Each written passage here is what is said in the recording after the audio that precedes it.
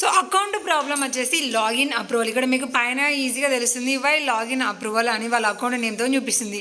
ఇలా మీరు కనుక న్యూ డివైస్లో లాగిన్ అయినప్పుడు కనిపించింది అంటే లాగౌట్ చేయకుండా కంటిన్యూషన్ వెళ్ళిలో అంటే ఈ విధంగా మనకి మన అకౌంట్కి లింక్ అయిన ఈమెయిల్కి కానీ ఫోన్ నెంబర్కి కానీ గెట్ కూడా ఆప్షన్ అనేది ఈజీగా వస్తుంది. చాలామంది ఏం చేస్తున్నారు అంటే న్యూ డివైస్లో లాగిన్ అయినప్పుడు ఇలా లాగిన్ అప్రూవల్ వచ్చింది అంటే లాగౌట్ అవుతున్నారు, మళ్ళీ లాగిన్ అవుతున్నారు. దీనివల్లనే ఫేస్బుక్ అకౌంట్ అనేది లాక్ పడ్డము, లేదంటే ఎక్స్ట్రా యాక్టివిటీస్ చేయడం వల్ల అకౌంట్ డిసేబుల్ అవ్వడము ఇలాంటివన్నీ కూడా జరుగుతూ ఉంటాయి. కాబట్టి ఎప్పుడు కూడా లాగిన్ అప్రూవల్ని తీసి పారేయకుండా కంటిన్యూషన్ అనేది మనము ఖచ్చితంగా చెక్ చేసుకోవాలి. సో ఇది ప్రతిసారి అయితే రాదు.